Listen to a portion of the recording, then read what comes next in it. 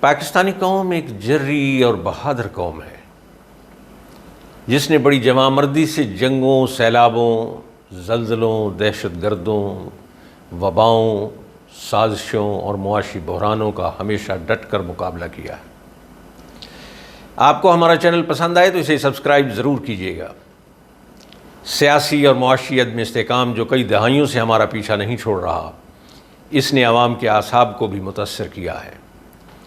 لوگوں میں نہ صرف بلڈ پریشر اور شوگر جیسے امراض میں اضافہ ہوا ہے، بلکہ ہماری اوسط عمر میں بھی اس طرح اضافہ نہیں ہوا جتنا ہونا چاہیے تھا۔ مثال کے طور پر بنگلہ دیش میں لوگوں کی اوسط عمر 73.5 سال ہے، انڈیا میں 70.5 سال ہے، جبکہ پاکستانیوں کی اوسط عمر 68 سال ہے۔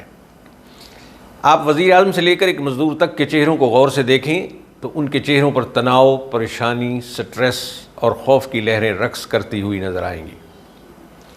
ملک کے اکثر خوشحال ترین لوگ بھی رات کو بے سکونی کے عالم میں سوتے ہیں، صبح کو بستر سے ٹینشن بھرا بیگ لے کر بیدار ہوتے ہیں اور سارا دن حسب استطاعت اس میں مزید اضافہ کر کے شام کو تھکن سے چور نڈھال ہو کر گھر لوٹتے ہیں۔ بقول شاعر، انسان ہے کہ پتھر کے تراشے ہوئے بت، سانسوں میں حرارت ہے نہ شہرگ میں لہو ہے۔ ہماری آبادی کا بڑا حصہ نوجوانوں پر مشتمل ہے، لیکن ہمارا نوجوان بھی آج سخت پریشان ہے اور اسے بھی ایک ایسے رہبر کی تلاش ہے جو اسے روشن مستقبل کی نوید سنا سکے اور اسے عزت و آبرو کے ساتھ روزگار اور جان و مال کی حفاظت کی ضمانت مہیا کر سکے۔ بقول شاعر، کون سی سمت ہجرت کا ارادہ باندھیں، کون بتلائے کہاں تازہ ہوا ملتی ہے۔ ہمارے نوجوان مایوسی کے عالم میں اپنی جوانی، خون، صحت اور ٹیلنٹ دوسرے ملکوں میں کوڑیوں کے بھاؤ فروخت کرنے کے لیے رواں دواں ہیں۔ والدین بھی دل پر پتھر باندھ کر نیم بے ہوشی کے عالم میں یہ کہتے ہیں، ہماری خیر ہے، بچوں کا مستقبل روشن ہونا چاہیے، حالانکہ وہ بھی جانتے ہیں کہ جس کو اپنے گھر میں سکون میسر نہیں، اسے دوسرے کے گھر میں کیا سکون ملے گا۔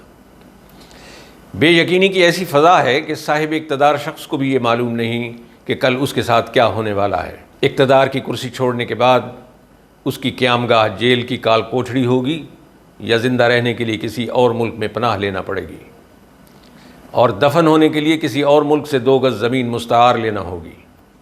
اسے یہ بھی خوف ہے کہ اسے عزت سے دفنایا جائے گا یا نہیں۔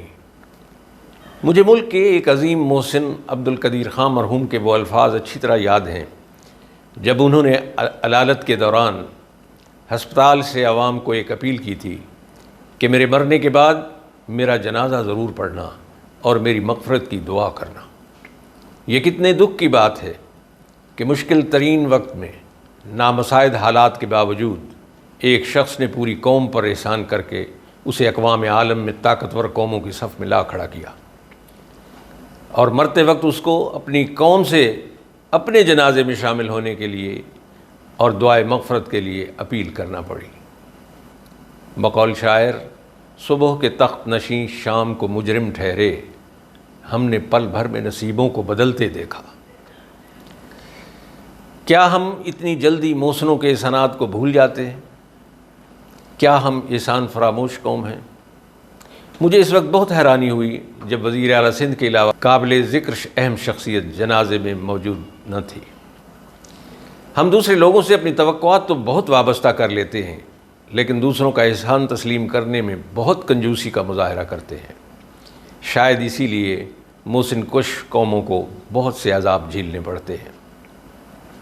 ہم جس محفل میں بیٹھتے ہیں، دوسروں کی زندگی کے کمزور لمحوں کی لغزشوں کا اظہار کرنا اپنا فرض سمجھتے ہیں، لیکن ان کی خوبیوں اور احسانات کا ذکر کرنے سے گھبراتے ہیں۔ ہمیں اگر آگے بڑھنا ہے تو اس عادت کو ترک کرنا ہوگا اور محسنوں کے احسانات کو ہرگز نہیں بھولنا ہوگا۔ ہمارے حکمرانوں کو بھی ایک دوسرے کو ذلیل و رسوا کرنے کی پالیسی کو ترک کر دینا چاہیے۔ یہ ہرگز مناسب نہیں کہ حکمران ایک دوسرے کو گالیاں دیں اور عوام تالیاں بجائیں۔ اس دنیا میں کوئی بھی انسان فرشتہ نہیں ہو سکتا۔ بقول جناب احمد ندیم قاسمی کے، اس قدر پیار ہے انسان کی خطاؤں سے مجھے کہ فرشتہ میرا معیار نہیں ہو سکتا۔ عزیزان گرامی، آپ صاحب علم و دانش ہیں، یاد رکھیے گا، جن حکمرانوں کی عزت و آبرو ہر وقت خطرے میں ہوگی، وہ اپنی دھوتیاں سنبھالیں گے یا حکومت چلائیں گے؟ وہ عوام کے مسائل کو کیا خاک حل کریں گے اور مستقبل کی کیا منصوبہ بندی کریں گے؟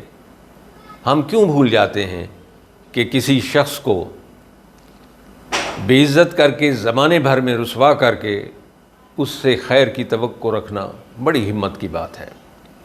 ہمیں ہر اس شخص کو بھرپور عزت سے نوازنا چاہیے جو اس ملک کے لیے کوئی اچھا کام کرتا ہے، تاکہ اس کے جذبہ حب الوطنی میں اور نکھار پیدا ہو اور وہ اپنا تن من دھن اس پر قربان کر کے فخر محسوس کرے۔ حکمرانوں کو چاہیے کہ انہوں نے ایک دوسرے کو جو درد اور اذیتیں دی ہیں انہیں بھلا دیں، ایک دوسرے کو معاف کر دیں اور وضاحتیں بند کر دیں۔ بقول شاعر، وضاحتوں میں بھی بہت سی قباحتیں ہیں، تم اپنی وضاحتوں کو مختصر رکھنا۔ انہیں چاہیے کہ وہ عوام کے درد کا مداوع کریں، نوجوان نسل کو روزگار اور باعزت زندگی کی ضمانت مہیا کریں، ملک میں مستحکم حکومتیں قائم ہوں تاکہ عدم استحکام کی فضا کا خاتمہ ہو سکے اور ملک ترقی کی راہ پر گامزن ہو سکے۔ اللہ تعالی ہم سب کا حامی و ناصر ہو۔